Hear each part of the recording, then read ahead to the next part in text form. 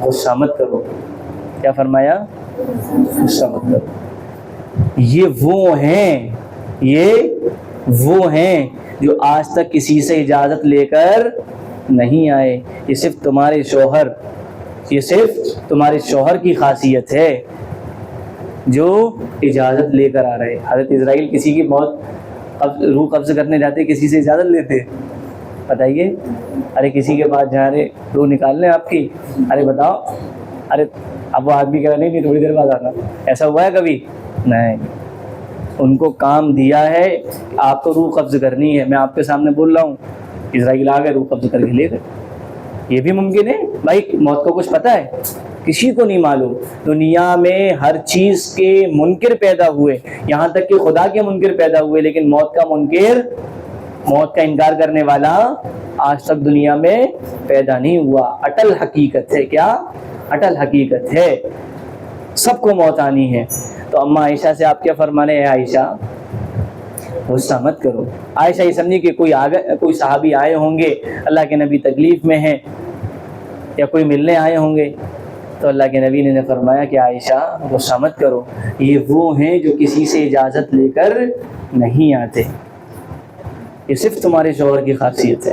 اللہ کے نبی نے اجازت دی, آپ اندر آئے, اور آنے کے بعد میں سلام کیا. کیا سلام کیا؟ السلام علیکم یا رسول اللہ, سلامتی ہو اے رسول صلی اللہ علیہ وسلم آپ پر. آپ نے فرمایا کہ اللہ نے آپ کو یاد کیا ہے. کیا اللہ نے آپ کو ڈائریکٹ روح نہیں قبض کر رہے, اجازت لی, سلام کیا, بیٹھ گئے, خیریت لی, پھر کہا کہ اللہ نے آپ کو یاد کیا ہے. یہ ہمارے نبی کی کیا ہے؟ ہمارے نبی کی خاصیت ہے, ہمارے نبی کا امتیاز ہے. تو اللہ کے نبی نے فرمایا کہ جاؤ اللہ کے پاس اور اللہ سے یہ کہنا کہ میرے جانے کے بعد میری امت کا کیا ہوگا. آپ کو کس کی فکر تھی آخری وقت میں بھی بتائیے؟ امت کی. آج کے ٹائم پہ اگر کوئی آدمی زندگی کے آخری سیکنڈ, آخری منٹ گن رہا ہو تو وہ کس کی فکر کرتا ہے؟ اپنی فکر کرتا ہے. بہت سے بچوں کی فکر کر لے گا کہ آدھا پلاؤ اس کے نام میں کر دو, الماری میں اتنے پیسے رکھے ہو اس کو دے دو, کہ سونے کی انگوٹھی رکھی ہو اس کے نام میں کر دو, یہ کر دو. وہ بھی جب کہ وہ سکون سے مر رہا ہو اور تکلیف میں مر رہا ہو, کچھ نہیں اچھا لگتا. اور ہمارے نبی صلی اللہ علیہ وسلم بخار میں ہیں, کس کی فکر کر رہے ہیں؟ ہماری اور آپ کی. اور ہم موبائل میں کس کو فالو کر رہے ہیں؟ کس کو فالو کر رہے ہیں؟ ہم اپنی زندگی میں کن کو فالو کر رہے ہیں؟ ارے وہ فلاں ڈرامے میں وہ پہن کر آئی ہے, وہ بہت اچھی جوتی لے کر آئی ہے, بہت اچھا سوٹ ہے اس کا, میں وہی لے کر آؤں گی. نہیں, وہ چاہے کٹ رہا ہو بیچ میں سے, جہاں پھٹ رہا ہو, چاہے آدھا ہو پورا ہو, کچھ پتہ نہیں آستین ہے بھی ہے نہیں, اس کا مطلب نہیں ہے. ہاں وہ پہن کر آئی ہے, میں بھی وہی پہنوں گی. نہیں, ہم وہ لباس اختیار کریں گے جو ہماری اماں عائشہ نے اختیار کیا, ہماری حضرت فاطمہ الزہرا رضی اللہ عنہ نے اختیار کیا. سمجھے؟ ہاں. اللہ کے نبی نے فرمایا کہ جاؤ اللہ کے پاس پوچھ کر آؤ کہ میرے جانے کے بعد میری امت کا کیا بنے گا. آپ گئے ہیں اور جانے کے بعد اللہ سے کہا کہ کیا پیغام لے کر آئے ہو. اللہ کو سب معلوم ہے, لیکن وہ ایک محبت ہے, ایک قاصد کو بھیجنا, پھر پیغام کا انتظار کرنا. کہا کہ حضور نے یہ فرمایا کہ میرے جانے کے بعد یہ میری امت کا کیا بنے گا. تو اللہ نے کہا کہ جاؤ میرے نبی کو خوشخبری دے دو کہ جس طریقے سے پچھلی امتوں پر ایک ساتھ عذاب آیا ہے, آپ کی امت پر کبھی ایک ساتھ عذاب نہیں بھیجوں گا. آج ہمارے پیارے آقا کی دعاؤں کی برکت ہے, آپ کے ہاتھوں کی برکت ہے, آپ کے آنسوؤں کی برکت ہے, اور آپ کی آنسوؤں کی وجہ ہے کہ آج پوری امت میں کون سا گناہ نہیں ہو رہا؟ آپ بتائیے کون سا گناہ نہیں ہو رہا؟ چوری ہمارے یہاں ہو رہی ہے, زنا ہمارے یہاں ہو رہا ہے, ماں باپ کی نافرمانی ہمارے یہاں ہو رہی ہے, پڑوسیوں کے حقوق ہمارے یہاں کھائے جاتے ہیں, رشتہ داروں کے ساتھ بے رحمی کا معاملہ ہمارے یہاں کیا جاتا ہے, ناپ تولی میں ہمارے یہاں کی جاتی ہے, ظلم ہمارے یہاں ہو رہا ہے, ہر طرح کے گناہ ہمارے یہاں ہو رہے ہیں. کون سا گناہ نہیں ہو رہا ہے؟ لیکن کیا ایک ساتھ پوری دنیا میں عذاب آیا, پانی کا سیلاب آیا ہے؟ نہیں آیا. پچھلی امتوں کے واقعات, نوح علیہ السلام, پوری بستی, پورا علاقہ, پوری دنیا میں پانی ہو گیا. کس وجہ سے؟ اللہ کی نافرمانی کی وجہ سے۔ موسیٰ علیہ السلام کی قوم میں طرح طرح کے عذاب آئے، جوؤں کا عذاب آیا اور دریا کا پانی کا عذاب آیا اور آسمان سے پتھروں کی بارش ہوئی، ایک میدان میں چھوڑ دیے گئے، سینکڑوں سال تک اسی میں گھومتے رہے، طرح طرح کے عذاب آئے۔ لیکن قربان جائیے سیدنا محمد رسول اللہ صلی اللہ علیہ وسلم پر کہ ہمارے اتنے گناہ کرنے کے بعد بھی آپ کی دعا کی برکت سے اللہ نے کبھی عذاب نہیں بھیجا۔ تو آخری بات پیارے بچوں، ہمارے سب کے آئیڈیل کون ہیں؟ اور آئیڈیل ہمارے پیارے آقا ہیں، اور آئیڈیل کا مطلب یہ ہے کہ آپ کے ہر ایک عمل کو ہم اپنی زندگی میں لے آئیں، آپ کی سنتوں پر عمل کریں۔ بات سمجھ میں آ گئی؟ ہاں، اور جس چیز میں آپ کو دلچسپی ہو، چاہے لکھنے میں ہو، پڑھنے میں ہو، تقریر کرنے میں ہو، جس سبجیکٹ میں آپ کو دلچسپی ہو اس سبجیکٹ کے آپ ماسٹر بنیے۔ کیا بنیے؟ ماسٹر۔ تھوڑے بہت سے کچھ نہیں ہوتا، تھوڑے بہت سے کچھ نہیں ہوتا۔ آپ اگر انگلش میں مہارت رکھتے تو انگلش کے ماسٹر بنیے۔ اتنی انگلش آنی چاہیے کہ آپ کہیں بھی کھڑے ہو کے انگلش فلوئنس کے ساتھ میں بول سکیں۔ سمجھ میں آ رہی ہے بات؟ اردو، اگر آپ اردو میں ماہر ہیں، اردو آپ کو اچھی لگتی ہے تو اردو میں اتنے اچھے بن جائیے کہ جب آپ اردو لکھیں تو سامنے والا رشک کرے کہ آپ بہترین رائٹنگ ہے، اردو بولنے میں آپ ماہر ہوں، اچھے اردو بولنے والے بنے۔ بات سمجھ میں آ گئی؟ قرآن میں آپ کو اگر دلچسپی ہے، قرآن اچھا پڑھنے آپ کو اچھا لگتا ہے تو قرآن کو اتنا اچھا پڑھیے کہ جب آپ قرآن کی ایک آیت پڑھیں تو سامنے والا کہے کیا شاندار قرآن پڑھ رہا ہے، ایسا لگ رہا ہے امام حرم یہاں آ گئے، خانہ کعبہ کے امام یہاں تشریف لے آئے۔ بات سمجھ میں آ رہی ہے؟ ہاں، چلیے اپنی بات کو یہیں ختم کرتے ہیں۔ آپ میں سے کسی کو اگر کچھ پوچھنا ہے تو کھڑے ہو جائیں یا ہاتھ اوپر کر لیں، ہم اس کو یہیں سے جواب دیں گے۔ کچھ پوچھنا ہے؟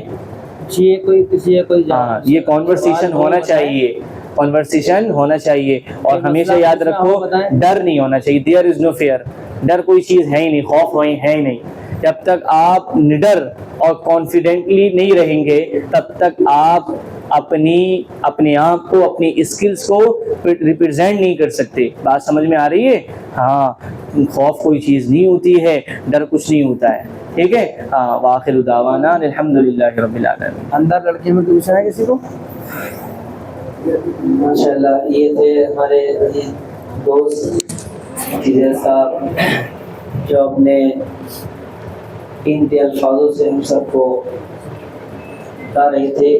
امید ہے کہ ان ساری باتوں میں بہت کچھ ہم نے سیکھا اور اس پر انشاءاللہ عمل کریں گے، سب کریں گے انشاءاللہ عمل، کیونکہ جیسے کہ بتایا کہ اب 12 یعنی کہ ربیع الاول شروع ہونے والا ہے اس مہینے کے بعد، تو ابھی سے ہم یہ طے کریں کہ اللہ کے نبی صلی اللہ علیہ وسلم پر روزانہ کم سے کم 1000 مرتبہ درود شریف پڑھیں گے انشاءاللہ۔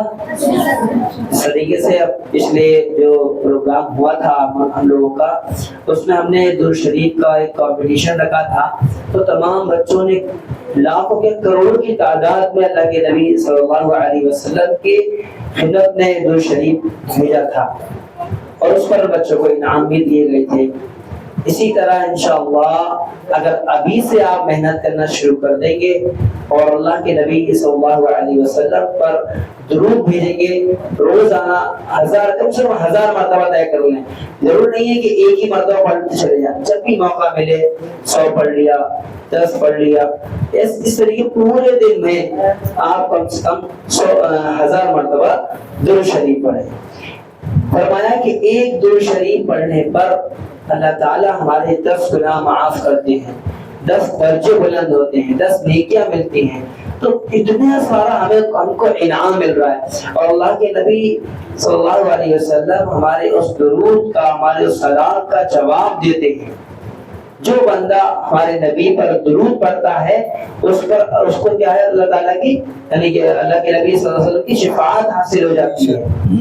پڑھیں گے انشاءاللہ ہم لوگ ایک مرتبہ، سب لوگ ایک ساتھ مل کر صلی اللہ علیہ وسلم درود شریف دے دیے اللہ کے صلی اللہ علیہ وسلم۔ سب سے چھوٹا درود شریف ہے، کوئی دیر لگی کوئی مشکل لگی نہیں، سب سے چھوٹا درود شریف۔ اچھا اگر کوئی بڑا پڑھنا چاہے تو بڑا پڑھ سکتے درود ابراہیم، وہ اور سونا میں سہاگا بہت اچھا، سمجھے؟ تو ابھی سے آپ اس کی پریکٹس کریں، اور چونکہ آپ کا جلسہ ہونا ہے، امتحان ہوگا، اس کے بعد جلسہ منعقد ہوگا، لیکن اب برسات کی وجہ سے اس مہینے میں نہیں ہو پائے گا۔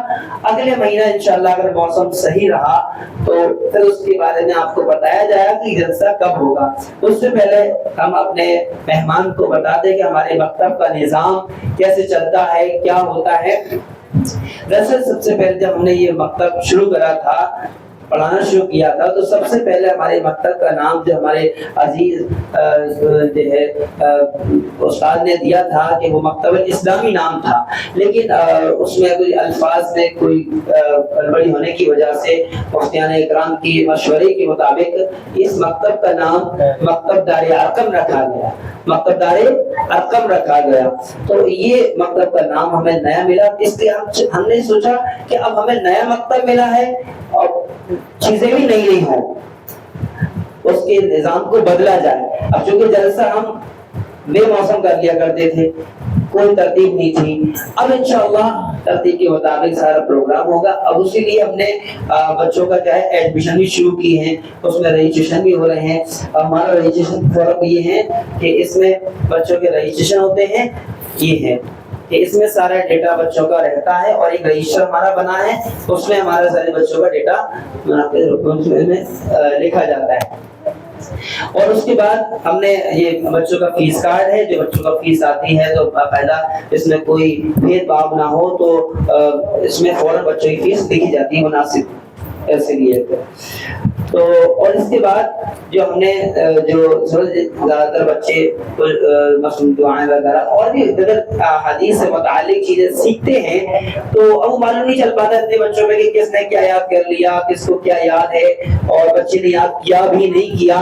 تو ہم نے اس کا ایک فارمولہ بنایا ہے، ایک سلیبس ٹائپ کا، اس میں تقریباً بہت یعنی کہ 35 چیزیں ہیں جو بچوں کو یاد کرنی ہیں، 35 چیزیں ہیں جو بچوں کو یاد کرنی ہیں۔ ایک سائڈ میں ہم نے جو کالم پر رکھا ہے وہ ہے مصنوع دعائیں، 20 دعائیں مصنوع، یہ بچوں کو، ہر بچے کو جو زیادہ تر خاص دعائیں ہوتی ہیں جو ہم روزانہ کے معمول کاموں میں کام کرتے ہیں، اس کی یہ دعائیں، جیسے کھانا کھانے سے پہلے کی دعا، بعد کی دعا، کیونکہ ہم کوئی بھی کام شروع کریں تو اللہ کا نام لے کر کریں، اللہ کا نام لے کر کریں، جب کھانا بھی کھائیں تو اللہ کا نام لے کر کھانا کھائیں، یہ بچوں کو آنا چاہیے۔ اسی لحاظ سے ہم نے تمام دعائیں سونے سے پہلے یہ سو کر بعد نہیں، اب ساری تو میں نہیں بتا سکتا، لیکن یہ مصنوع دعائیں لکھی گئی ہیں۔ اس کے بعد ایک دوسرا ہمارا کالم ہے، اس میں جو بچوں کو 6 کلمے اگر بچوں کو یاد ہو جاتے ہیں، جتنے بھی کلمے یاد ہوئے، لیکن ہمارا مقصد پورے 6 کلمے یاد ہوں اور وتھ ترجمے صحیح، تو اس کے سگنیچر ہو جاتے ہیں۔ اگر یہ اپنے استاد محترم کو سنا دیتے ہیں تو اس کی وہ سگنیچر ہو جاتا ہے آگے، وہ بچے کی پھر وہ آگے بڑھ جاتا ہے آگے، تو اس کے ایمان مجمل ہے، ایمان مفصل ہے، یہ ترجمے کے لحاظ سے یاد کرا جاتا ہے۔ ایک دینی سوالات ہیں، اس میں ہم نے سلیبس میں 30 سوال رکھے ہیں، سلیبس میں 30 سوال رکھے ہیں، لیکن اس میں ہم نے جو کوشچن بنائے ہیں وہ کیا ہے، فقہ بھی اس کے اندر ہے اور دینی مسائل بھی اس کے اندر رکھے گئے ہیں، اور اللہ کے نبی صلی اللہ علیہ وسلم کی سیرت اور خلفائے راشدین کے متعلق کچھ سوال جواب رکھے گئے ہیں۔ اس 100 سوالوں کا ہم نے ایک